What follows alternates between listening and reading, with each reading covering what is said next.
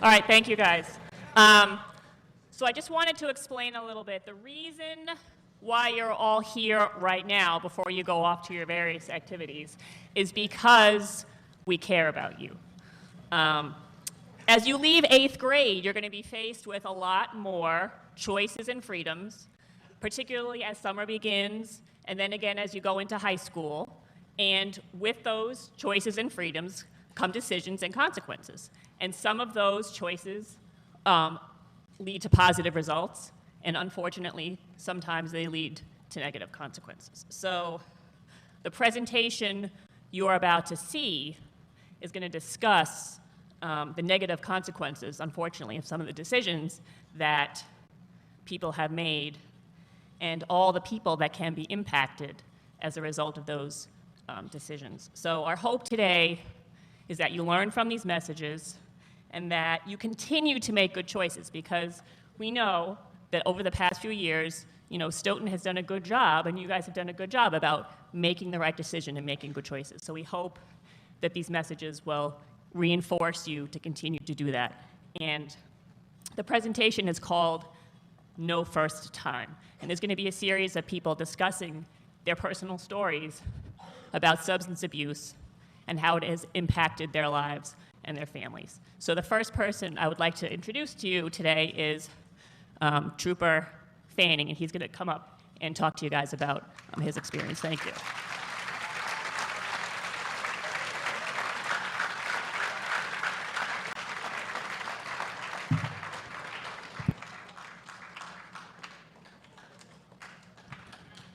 Can you hear me? Oh, we got wired mics here. Guess when the new high school is built, we'll have wireless mics. How's everyone doing? No. Listen, I'm a graduate of Stoughton High. I came right up through the schools like you. It's the end of the year. When are you guys out of school? When are you guys done? Wednesday. Not quick enough, right? All right, listen, we're going to have some fun today. We're going to talk about some very serious, important stuff, but we're going to have some fun as well. But we need a little bit of participation from you. How are we doing today? All right, how about this? Good morning. All right, we're going to work on it. So again, my name's John Fanning. I work with the state police. I'm really happy to be here because, like I had said, I graduated here in 1998. Long time ago, huh? Someday you guys will look back on that too. So next year you come to high school, right? Some exciting stuff. So I'll tell you a little bit about my time in law enforcement. I started as a Stoughton police officer. I worked right here in Stoughton now almost 13 or 14 years ago. I worked here for 3 years, and then I got on the state police in 2005. And I've been a state trooper for 11 years. So in that time, while I was here in Stoughton, I worked in patrol, working with different people in town, and then I moved on to the state police. And my time in the state police, I became a drug recognition expert. So what that basically means is, we all know about when people are driving while they're drinking, right? Well, what's happened a lot more now is people are driving under the influence of other drugs, prescription drugs and illegal drugs, marijuana, things like that. So when those cases happen, they need to bring in someone that has specialized training that can tell what those drugs are doing to that person, okay?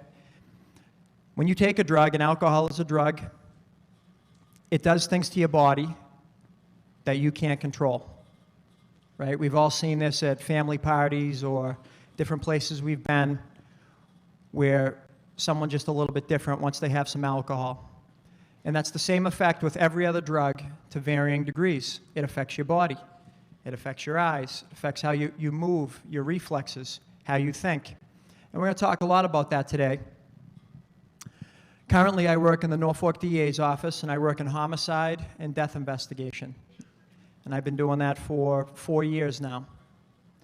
So what that means is anytime someone dies, and it's outside of a hospital or they're not under the care of a doctor, we get called by law, and the medical examiner gets called. And we have to investigate first is there something suspicious? Is it a homicide? And then if it's not suspicious, we have to provide investigative details to the medical examiner office. So unfortunately, we go to a lot of accidental overdoses here in Norfolk County, and we're going to talk about that as well today. So that's what I currently do. But what's more important for you guys, I think, is to talk to you a little bit about my personal experience and where I come from. So like I said, I grew up here in Stoughton. I didn't spend my entire life here. I was brought up in the projects in South Boston. And then my mother moved us out here to Stoughton, and I grew up here in Stoughton. My mother was an alcoholic and then later became a drug addict, and she died 2 years ago as a result of her use of drugs. Ultimately, it wasn't an overdose that killed my mother. It was cigarettes and COPD, which is a breathing issue. But combined with the drugs, it ended her life very early. My mother died in her early 50s, and that was 2 years ago. My father was a lifelong drug addict, and he died 6 years ago due to a drug overdose. So I lost both my parents to drug addiction, and I grew up in the environment around drug addicts from when I was very little all the way through to when I had my own kids. I miss my parents very much. They raised me and my sister, and we were able to escape addiction thus far in our lives.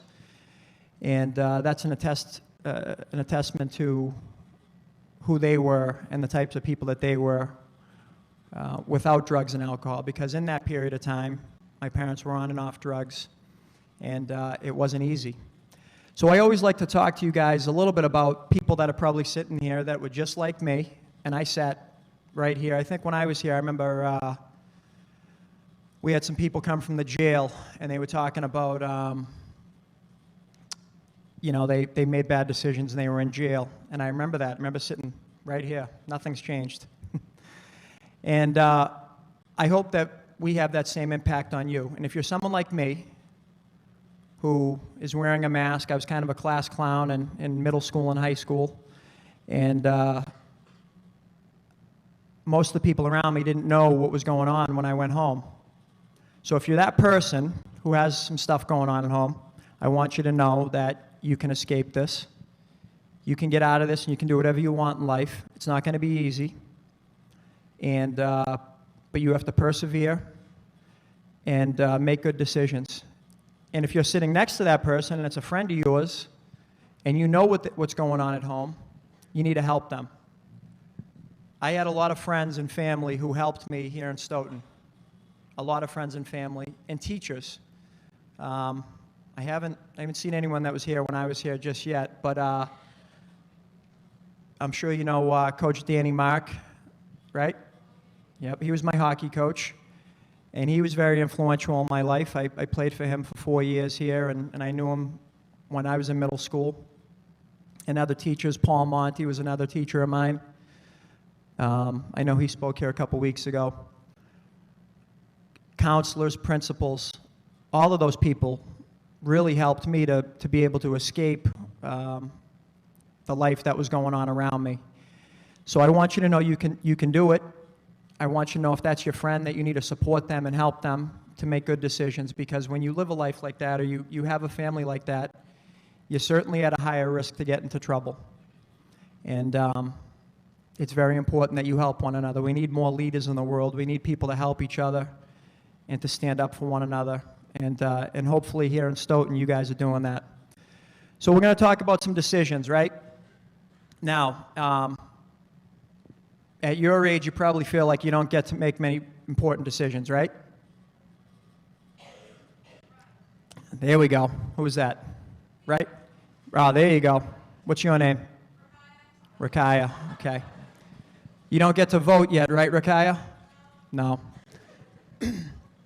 Well, I bring this up because we think about this. I think about what's frustrating for you guys at this age, and you're not quite ready to drive yet. You can't vote yet. But you do have very important decisions to make. Very important decisions. Life or death decisions. And that's what we're going to talk about today. We're going to make millions and millions of decisions. Millions, probably billions in your lifetime, actually, when you think about it. And you can make a lot of bad decisions. We all do. I've made bad decisions. Your teachers, your parents, your siblings. We've all made bad decisions. But some of those decisions are more important than others. And some of those decisions can cost you your life. Imagine that. What more important decision is there than your life, right, Rakaya? That's pretty important. You want to live, right? Well, you're going to listen today, Rakaya, and we're going to give you some tools to help you make those decisions and to help you to see and recognize when it comes time to make a choice that that decision is going to be very important and that peer pressure doesn't matter. Because someday you're going to look back on this and you're going to say, wow, I made some bad decisions, I made some good decisions, I wish I changed this, I wish I changed that. But I want you to get to that point. And some of these decisions, you're faced with a lot harder decisions than when I was in your grade. A lot harder. And we're going to talk about those decisions here once we start the PowerPoint. And I'm going to kind of fly through it, but I want you to see some of the consequences to other people's decisions that's cost them their lives or the life that they knew.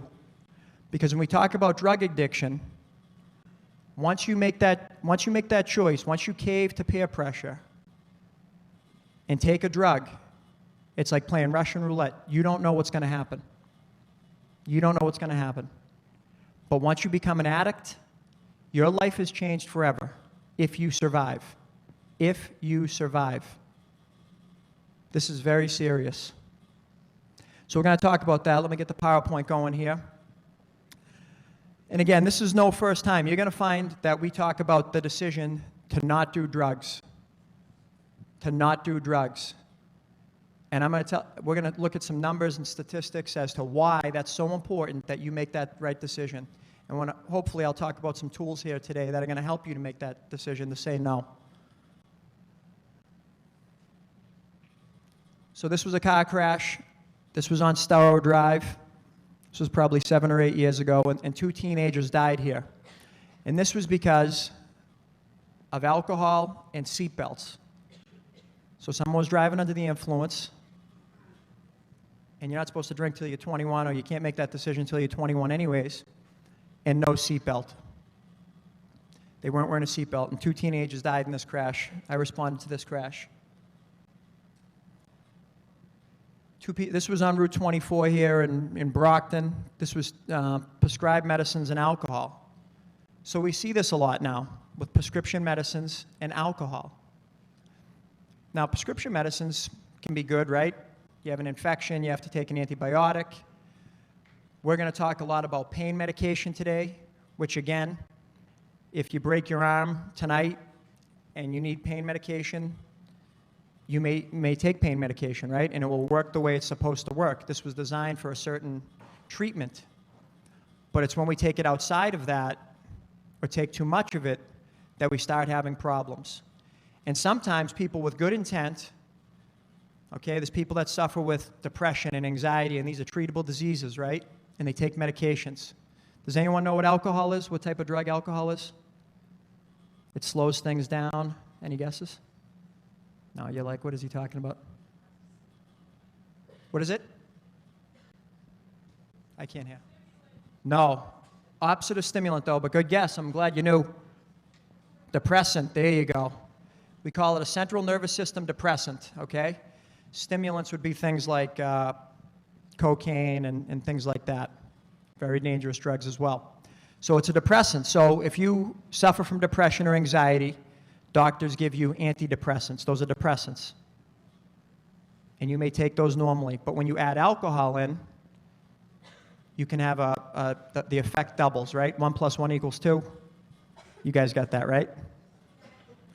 So we have an effect where it gets worse, okay? So we see a lot of that now. And you have to think about these things if you take prescribed medicines for a treatable disease. This was 2 teenagers that died. Both of these teenagers, they were sisters, no seatbelts. This was a horrible crash that I went to. No seatbelts. Let me talk to you a little bit about seatbelts, guys. I get it. When I was in high school rolling down what is this? What street is this over here? Adams? Wow, I still remember that. Me and my buddy would take our seatbelts off. We thought it was cool. Boom, seatbelts off. I can tell you the car we were in and everything. We thought we were really cool by taking our seatbelts off. Listen, if there's something you can leave here with this. I've seen hundreds of, if not thousands of crashes. Some crashes where the person shouldn't have survived, but they had their seatbelt on and they survived.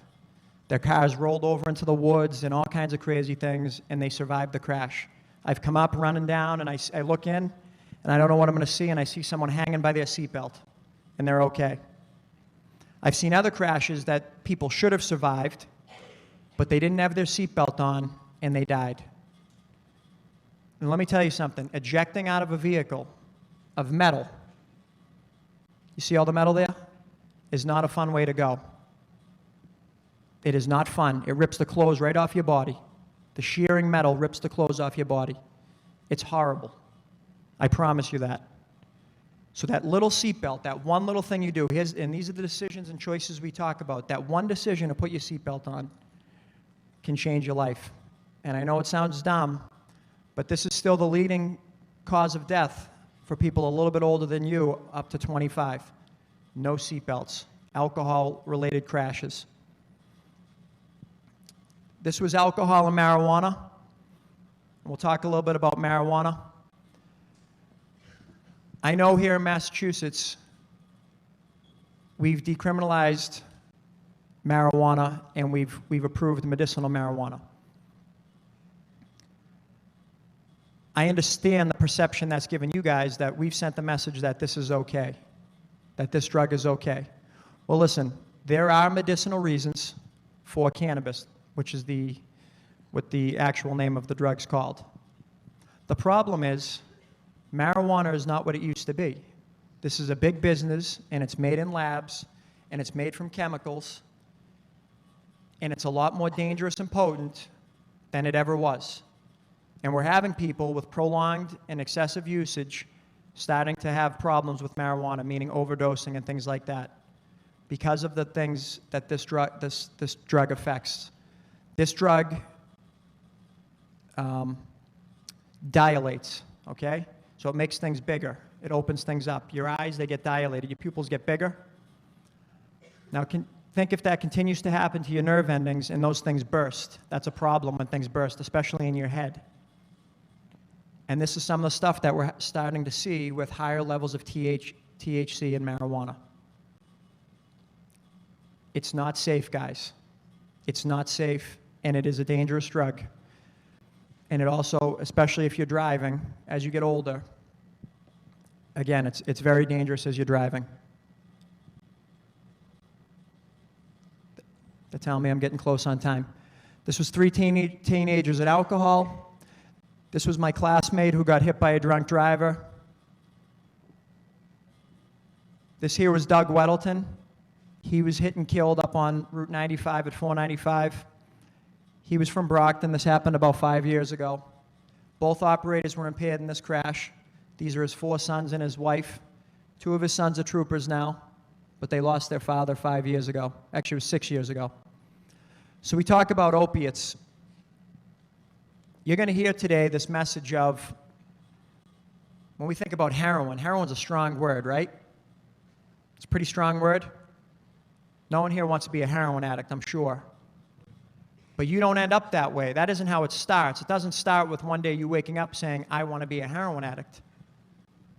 It starts when you're at a party and someone offers you a pill. Or you're out after school and someone says, hey, take this pill. And you're going to hear today not having the courage to say no. Or just falling and caving to that peer pressure and doing it anyways. This wasn't a decision I had to make when I was in high school or middle school, guys. We didn't have pills. But I know it's a decision that someone in here is going to have to make. And you have to be ready for that.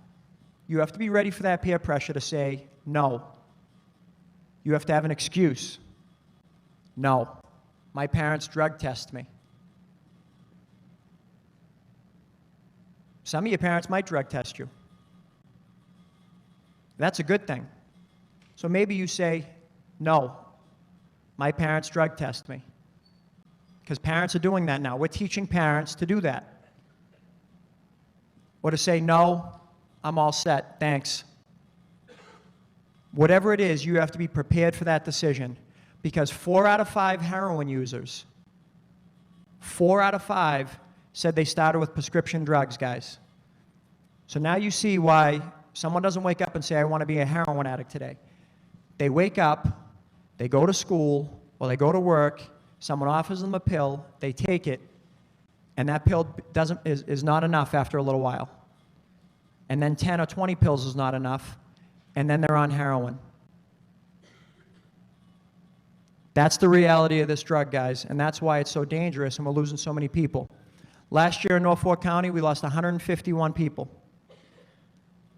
Here in Massachusetts today, statistically, 3 people are going to die today of a heroin overdose, of a drug overdose. 3 today. It's probably more like 4. So 4 people today in Massachusetts are going to die. 4. Here in Norfolk County, 3 a week. I'm on call on Wednesday for work. I'll probably go to an overdose Wednesday. There were 4 overdoses this weekend here in Norfolk County. 4. Already this week. There's more fatal drug overdoses than fatal gun violence and alcohol-related car crashes. Think about that. You always hear about the shootings on the news, right? You hear about the shootings over in Brockton where someone gets killed? It seems like it's happening all the time in different cities around the state.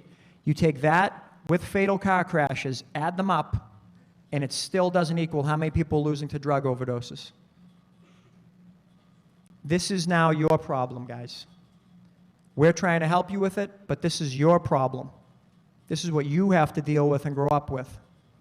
And that's why we're talking about these decisions. This was a crash I went to on Christmas Eve, and a young girl who died. She was a teenager. I was the first person on scene at that crash. And it's a surreal feeling to see someone, a young girl, and think, how many lives are going to be impacted in the next few hours? I could see my own breath. I can think of it very vividly. And I was thinking, her parents are going to be woken up in a couple hours, and all their family, all their friends are going to be impacted by this girl's death. And her friend who survived the crash, her family and friends are going to be impacted. And then when she gets married someday, her kids are going to be impacted by that. You have to think about who you're impacting with your decisions. Not only yourself, but your family and friends, those that love you.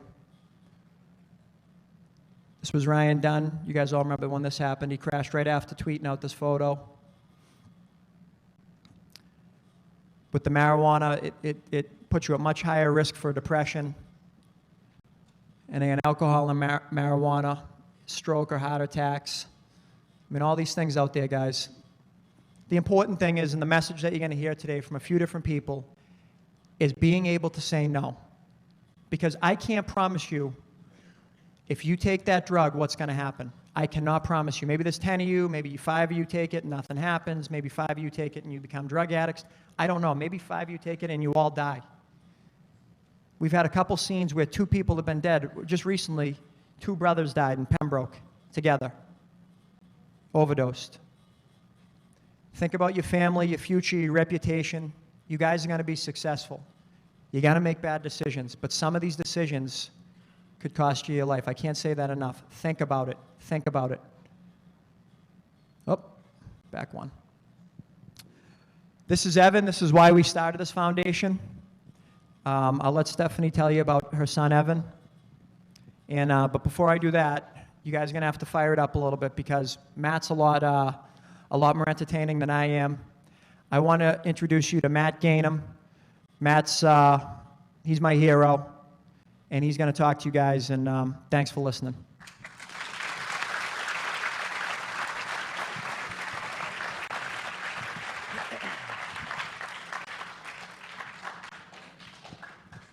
How are y'all doing this morning? Good. A little louder than that. Can we give a round of applause?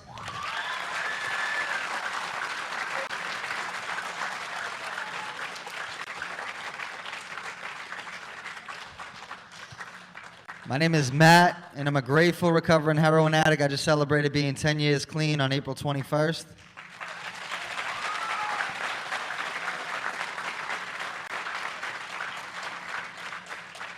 I'm extremely blessed to be up here, standing in front of you guys, sharing a little bit of my story, talking about some of the situations that I put myself in.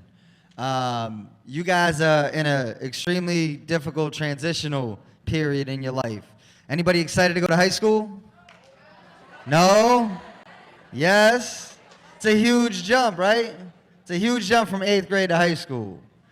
Well, in those jumps throughout school, you get put into difficult situations, and you get, one of the biggest things growing up that I struggled with was trying to fit in, was trying to have a group of friends I could be a part of. Unfortunately, I was a troublemaker.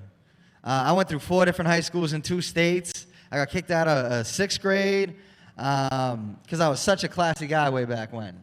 But I'm going to tell you, the first thing that I had ever tried was I was 12 years old and I smoked a cigarette.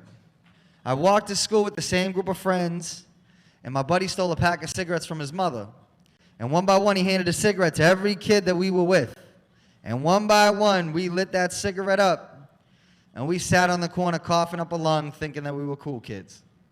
But what that situation right there, that inability to say no, I did not have the courage to walk away.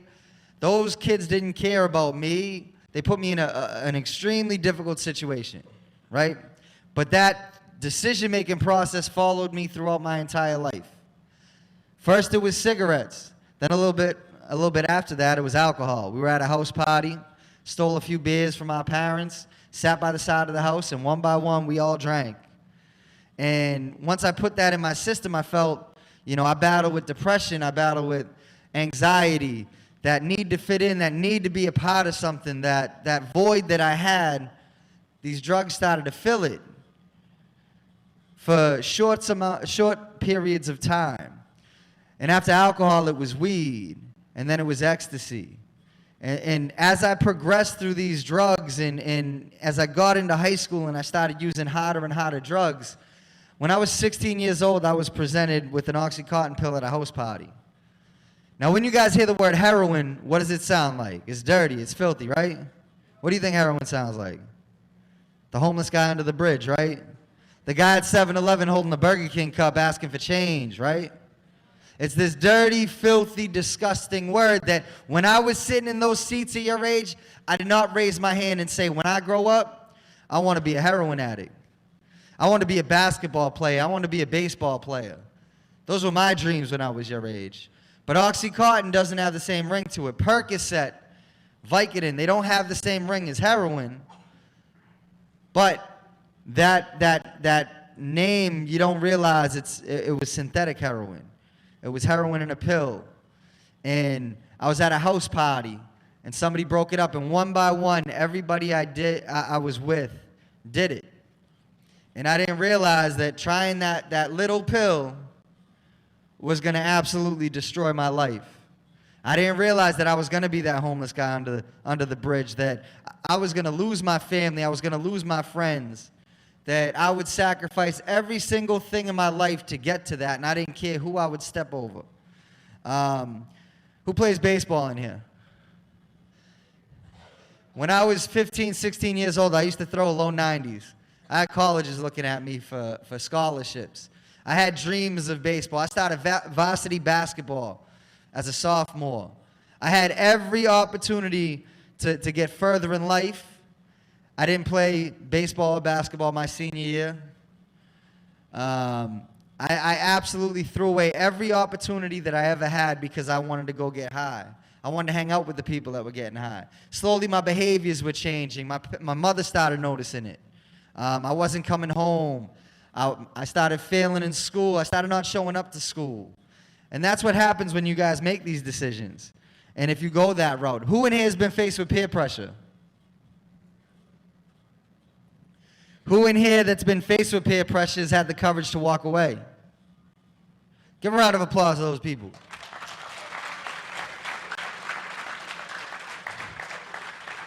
I hope you guys understand that when you get put in situations like that, misery loves company. So somebody who's hurting inside, that's using alcohol, that's using drugs, they want other people to indulge in that misery, right? They want to put that peer pressure, that unspoken peer pressure on you to try to get you to try something. And those people don't care about you. They don't care about your future. Who in here wants to go to college?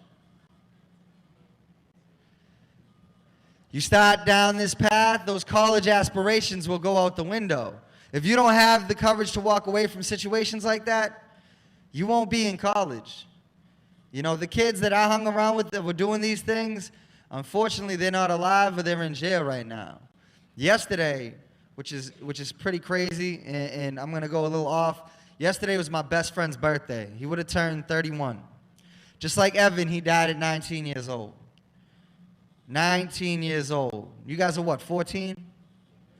14 years old with your entire future ahead of you, with endless possibilities of anything that you guys ever want to be, anything that you want to achieve, you guys can do that.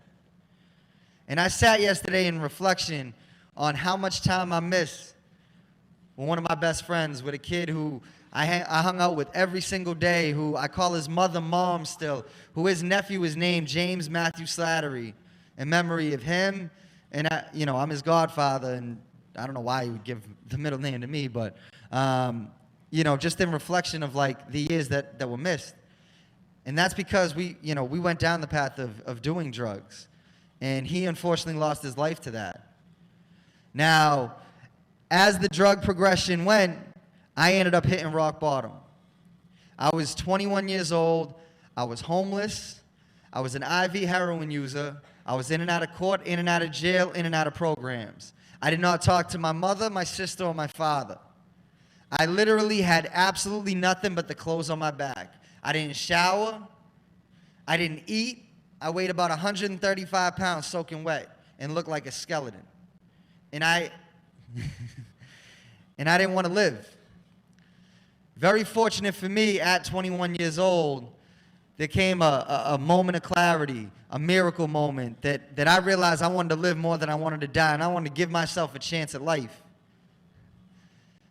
And I was able to climb out of literally the depths of hell, because that's where it brings you. And I've been able to celebrate 10 years clean. In that 10 years, I have a handsome little son who just got out of first grade. Can we give a round of applause to my little man?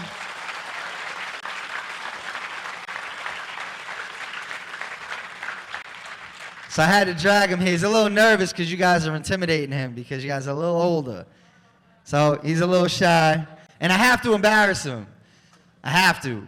I do performance poetry, and anytime he's at one of my events, I'll drag him on stage and get the crowd clapping for him. Or if it's his birthday or something, I'll get the crowd to chant happy birthday. I don't know, just something I do. I also got a 3-year-old beautiful daughter. I wrote a book, right? Now, when I was in high school, my English teacher told me I was not the brightest bulb, and more vulgar words, because I was a lovely student towards him. But I was able to publish a book called The Shadow of an Addict, and I've won awards. I was the 2013 Male Spoken Word Artist of the Year for New England. I won the 2013 Mass Poetry Book of the Year award. Last year, for the recovery community, I'm a huge voice. And one of those aspects that I enjoy doing is I get to speak to you guys and hopefully give you some sort of information or some little tidbit that you guys might take into a situation when you're out there, because it's easy to sit here and nod your head to what I'm telling you. But when you're put with 5 of your friends and they put you in a bad situation, I hope one little gem that I dropped for you guys gives you the strength and courage for you to walk away from that. And it might be difficult at first. It might be scary to walk away from the friends that you had, but they don't care about you, and you're going to walk away from a situation that could lead you down a destructive path. I did not have the courage when I was your age. I did not have the courage to walk away. I was one of the biggest followers growing up. I had to follow what you were doing. Whatever it was that you were doing, I had to follow that. And it led me down the path. It led me down a path of self-destruction. So now last year I was awarded the 2015 Massachusetts Recovery Advocate of the Year. I've performed in all across Massachusetts, in Chicago. I was just out in Michigan, Florida, Baltimore, Washington, D.C. I performed behind the White House. Virginia. I performed at the world-famous New Eurekan Cafe in New York City wearing a Red Sox hat and a Red Sox shirt because I love my city, right? But I'm going to share some poetry pieces before I step down and introduce a very inspirational woman who heads the No First Time program. So do you guys want to hear some poetry? That okay? All right, but I need everybody in this room's help. Can I get that? I want you guys to scare the high schoolers who are in class. Are they in class still or are they out? They're in class? All right, whatever. I need you guys all to say miracle every time I say I am a, okay? Can you do that for me? I am a? Wow, you got to get louder than that. Come on now. I am a. I am a. I am a beautiful soul, living, breathing, standing on stage, screaming out for joy. Not only was I lucky enough to make it to this beautiful place, so was my little girl and boy. We're given a once-in-a-lifetime chance, so stop saying I can't when faced with any obstacle. Because lately I've been feeling unstoppable, so don't tell me to give up on my dreams, that what I'm trying to be is impossible. I'm possible. I destroyed every negative thought of mine, outside the box thinking, reopened my mind, made it through the darkest nights just to see the sunshine. Just to see the beautiful smile of my sunshine. These are stories, I literally bleed across these lines. Even if I died, still breathe inside these rhymes. And when those miracles are hard to find, faced with hard times, screaming up to heaven, please show me a sign. I remind you to leave all of your problems behind, that you were designed to be a miracle. I am a miracle.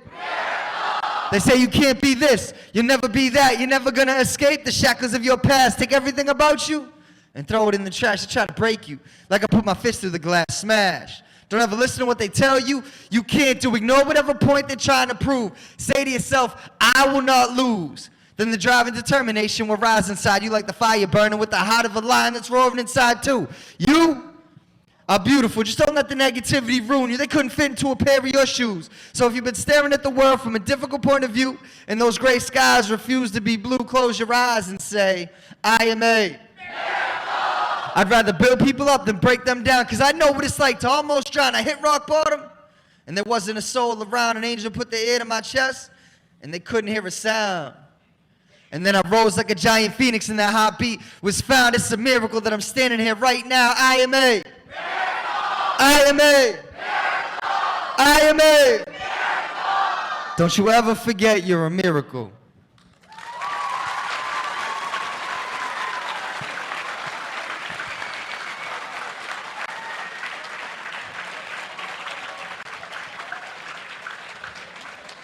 Was that all right? Maybe a little bit. It was all right. Now, real quick before I get into another piece, who in here is a leader? I want more hands than that raised. Who in here is gonna be a leader?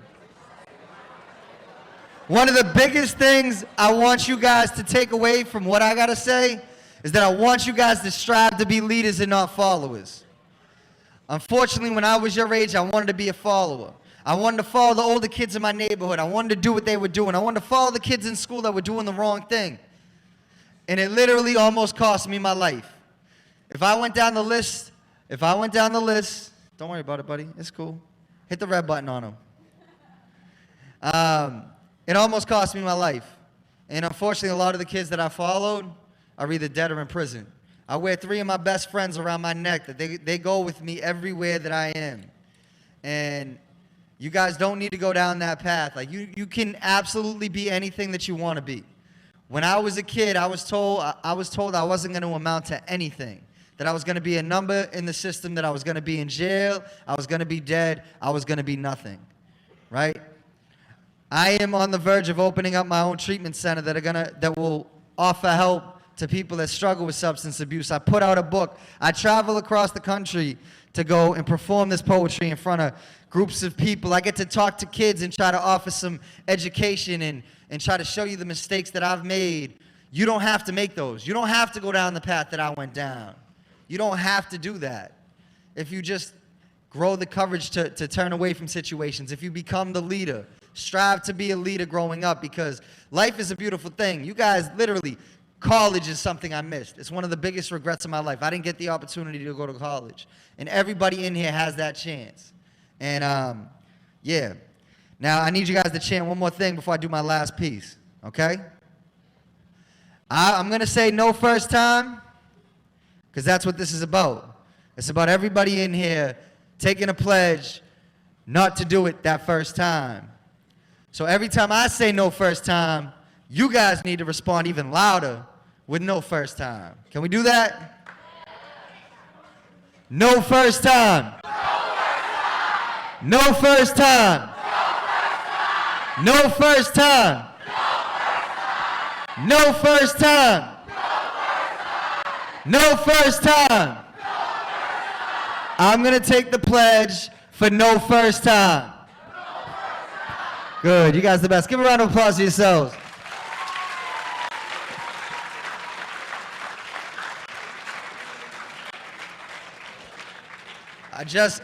Before I do this last piece, I'm extremely grateful that you guys have been an amazing crowd, that you guys have listened intently, and I hope and pray that you guys have taken something from this. I truly believe that. You got a lot of people that you can go to. If anybody in here is struggling, knows somebody who's struggling, or has been affected by this, I mean, you have counselors, you have teachers, you have coaches, you have people that truly care about you and your well-being. Please do not be silent about it. Some of the best is just getting it out and trying to talk to somebody. And they're going to help you with the situation. But I got one more piece, if that's cool with you guys. If you like the first poetry piece. That cool? All right. Cool. I'm the surface of a sleepless ocean. The cold depths of frozen emotion. I'm a piece of a heart broken, floating inside a love that was stolen. I'm written poetry spoken. I'm a fresh page with a mind full of things to say, reminiscing on yesterday's best days to get the stress away. Even if I'm depressed today, I'm that feeling inside. When you look your lover in the eyes that no other person alive could provide. I'm the sun setting on a crimson sky. I'm trapped inside these speakers, turning naysayers into believers. When the poem gets deeper, I'm the teacher, abusing the fact that I have the platform to reach you. I'm lost in the wind, a breeze that will never come across you again. Brought up in Boston, boxed in the problems, coming up from the bottom where rise is the only option. I'm the beautiful ugly, a recovering junkie, making barely enough money to keep a roof over me and my son that loves me, and I refuse to let him go hungry because my past has come back to crush me. I'm that first breath of freedom. Breathe in the 1,000 reasons, leaving a cell block of demons screaming freedom like you just left work for the weekend. Only the work week lasted for 5 years. Borrowed time will make you see clear as you watch your youth disappear. You learn the truth when you're in here. Only your true friends will be there when you breathe free air. I'm the rebirth of Pac, Poe, and Shakespeare.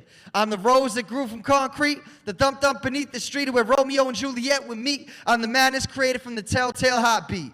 I'm Achilles at war, but my pen is my sword, using the allure of everything I went through before as a metaphor that you don't have to struggle anymore. I'm that morning light. After making it through a night that might have taken your life when there was nothing but darkness in sight, but you found the strength to fight because the sun shines bright. Once you believe, everything will be all right. I'm the last words that a poet writes. I'm the skies telling the story of my past that remind me of what I'll see when I'm looking back. Similes didn't have an impact on half of that, so I literally mapped out the path from where I was at. I'm chaos finding serenity, the point beyond infinity, taking what's given to me so I can build from within my city. I even pray for my enemies, because once upon a time they were a friend to me, regardless if they see it differently. I'm trying to make history. I'm a legend. Or so I've been told by my friends that made it to heaven. As a penman, I'm the extension of their resurrection, redemption. For anyone abusing prescription medicine whose progression led them to heroin, let that settle in. I'm the voice of a generation, raising my voice to the nation. Inspiration for every addict getting high in a basement, or kid trying to get clean as a detox patient, that they can say, I am one of the ones that made it. I'm hope for those that lost it, still carrying pieces of broken dreams in my pocket. Who think happiness is found in material objects? I'm street knowledge. I'm passion, pleasure, and pain. I'm lightning, thunder, and rain. And what my mother made on the first day of May. I'm a heroin addict that changed, but couldn't wash away the stains that covered my veins. I'm Matthew Gannum, and you will remember the name.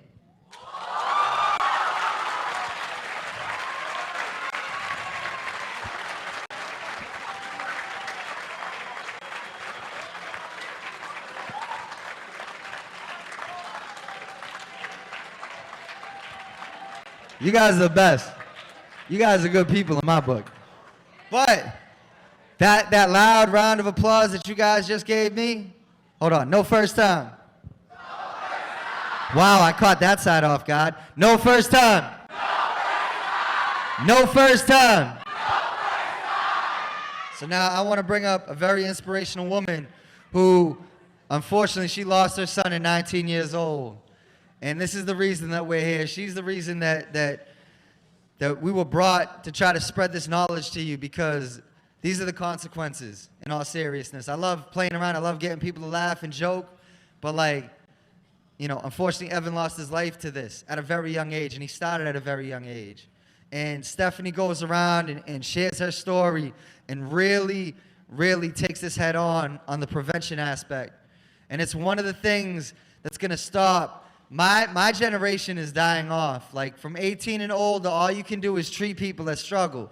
You guys are the key right here, right now, to stopping the heroin epidemic that we face. And you guys are the key for this little man who's turned 8 years old on July 2nd, who you guys are going to set the tone for the future of not doing drugs. So when my son and my daughter are getting to that age, there won't even be a thought about drug use. And I hope you know that's one of the biggest reasons why I'm standing in front of you, is this handsome little man that I embarrass all the time. Give a round of applause for Christian one more time.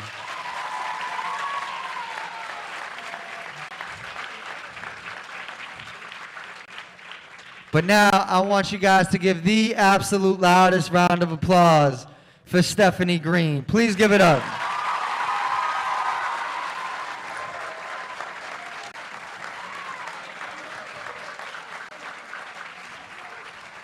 Thank you. Well, Matt's a hard act to follow, I'll tell you. Just thank God I'm better looking.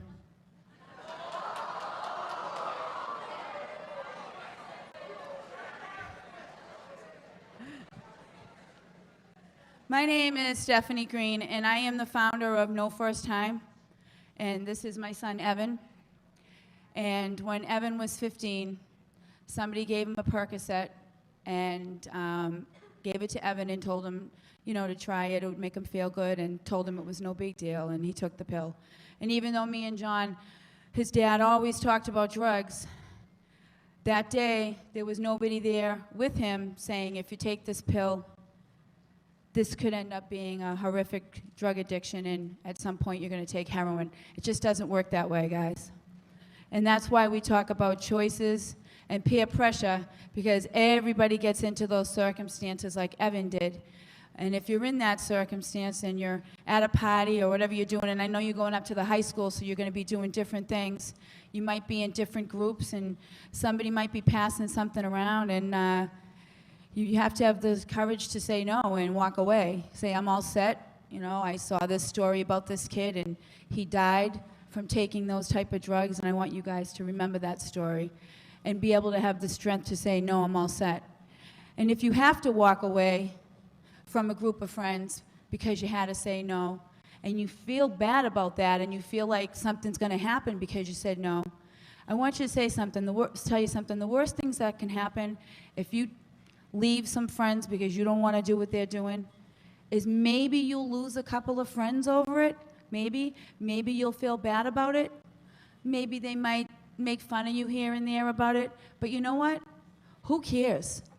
Who cares? You know why? Because those kids that you walked away with that are doing those drugs, they're going to be the ones that are not going to be able to go to college. They're not going to be able to get married. They're not going to be able to have kids. And you will be. And I know it's hard to walk away. Evan did not walk away. He took the pill. He took the pill at 15 years old. And by the time he was 17, he was doing heroin, sticking needles in his arm at 17. And then he was gone by 19.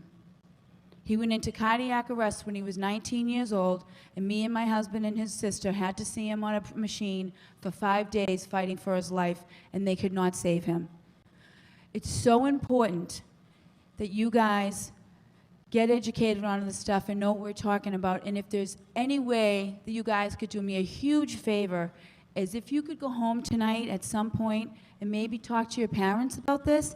Raise your hand if you've ever talked to your parents about heroin or pills. Raise your hand. Well, today could make that today's a good day to start. If you guys feel like this is really, really something that you want to talk about and you're concerned about, maybe you have a friend that's done something or somebody in your family, I'm telling you, if you can find somebody that you can trust with your parents, talk about it, a teacher, an aunt, an uncle. If you guys have any questions or you're concerned and you want to get something off your chest, talk about it. Because if we don't talk about it, it's going to be harder to make it stop. Raise your hand once again, like Matt said. Raise your hand if you want to go to college. And then I want you to look at each other. Look around. Look around. Everybody here wants to go to college, right?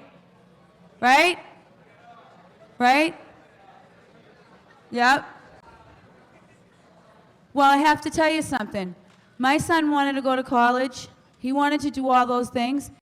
He rode dirt bikes. He had quads. He was a skateboarder. He was a basketball player. He loved life, but he didn't make it to college because of drugs. Taking pills and drinking and all that stuff like that when you're just a teenager is extremely bad. There's a reason for these ages that we have now for certain things, and it's because your brain is not fully developed into your early 20s, and that's why there's certain ages for alcohol. If you mess around with things before that, bad things are going to happen. And when my son messed around with those pills when he was only 15, he got addicted, and that addiction led him right into heroin. And he surrounded himself with bad people. If anybody here is surrounded by bad people, you got to get the strength and get out of that situation, because those people are only going to bring you down. They're not going to bring you anything good. I'll never see Ev again. His dad will never see him again. And he has a 15-year-old sister who's now in high school who will never see him again. It's really important that you guys get educated and understand what we're talking about. Going into the 9th grade is a big deal because things are going to change. And what I mean by changing is, people are going to want you to maybe come up to you and try different things. And we're here to tell you today, please have the courage to say no, and remember, no first time. Thank you.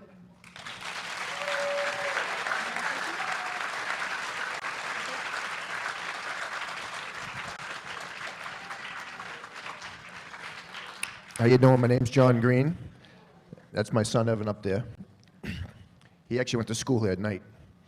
It was the last school he belonged to before he overdosed. And he skateboarded right over here in this park. He loved it. So, we want to educate you guys to let you guys know how serious it is to say no. Make sure you guys have the courage to say no. And that's what we're all about here, educating you guys about that deadly epidemic out there. And you can change it, like Matt says, Have the strength to say no. And I just want to thank you guys for participating. And I want to thank, Oasis Coalition. I want to thank the Stoughton Police Department.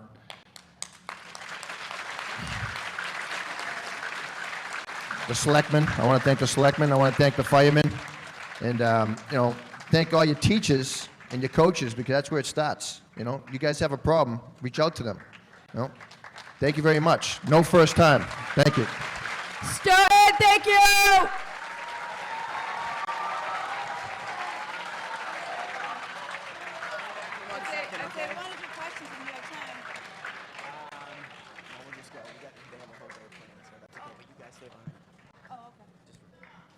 Okay.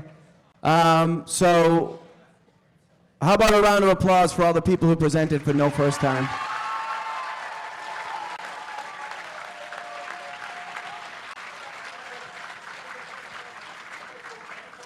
So, on behalf of the O'Donnell Middle School, I just want to thank No First Time for coming. I want to especially thank the folks who presented an important message for our students as they transition to high school, and a message that's probably pretty personal and painful, but important nonetheless. And on behalf of the O'Donnell Middle School and the PTSO, we have a modest but heartfelt donation for the No First Time organization. For the Greens. Thank you very much.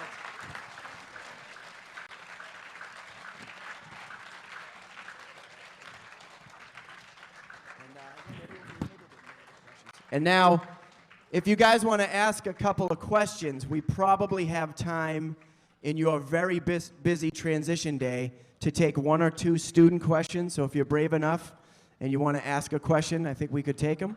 Anyone have any questions? For any of the presenters? What's that? Uh-oh. The question is, can Matthew do another poem? But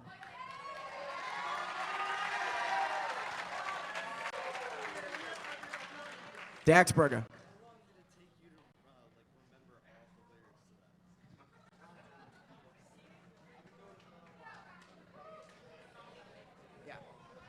The question was, how long did it take to memorize some of these pieces? And it's taken me a long time, and it's a lot of focus on trying to get one piece down. I used to do a bunch of open mics, trying out different pieces for different crowds. So, but it takes some effort and focus, and it's not easy because I'm not all there up there. So.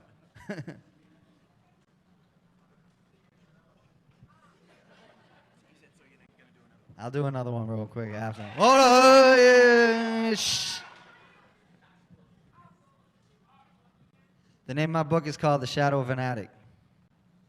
And then if anybody's interested in, like, I have a bunch of stuff on YouTube. I got a writer's page on Facebook that I constantly post stuff. I was on Chronicle the other day. Huh? Shh. Any other questions? Shh. Thank you.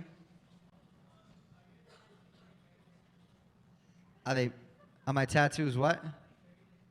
Yeah, this arm is, the question was, are my tattoos meaningful? I got an arm of angels. 2 of my best friend's ashes are in this, and my best friend Dougie, he had a poem I wrote tattooed to his forearm because he lost 2 of his brothers and his mother. And he had a couple of pictures on the other side, and I ended up getting the same thing, the same stencil that was on his skin as a tribute to him. So. To the poem? Yeah, I do want, you guys want to hear one more?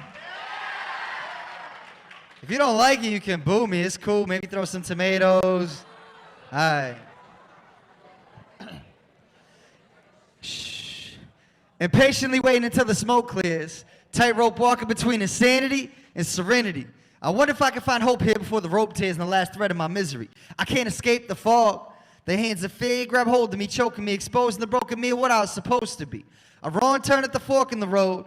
Now I can't turn back. Will the door of opportunity close? Should I make my own path? I knew I shouldn't have sold that. A trip away from this foolish paradise to a place where angels with clipped wings make guitar strings singing to the afterlife. For my soul, the devil wants to know what's the asking price. My fall from grace is quicker than slipping on black ice. Still searching for solid ground.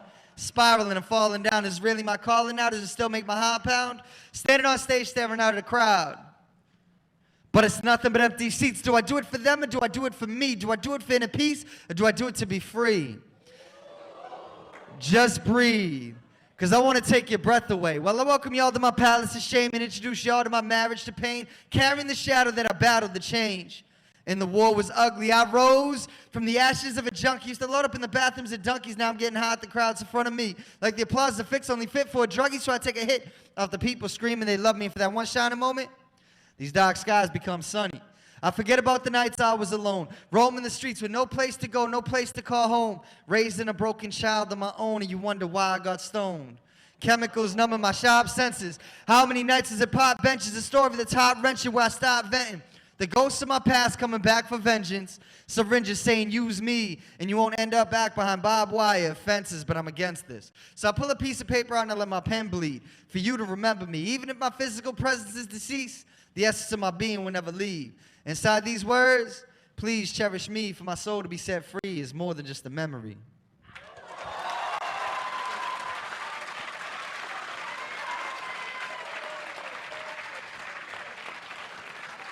You guys are the best. Thank you. Thank you very much, guys. All right, one more time, guys, for everyone who came from No First Time. Thank you, everybody.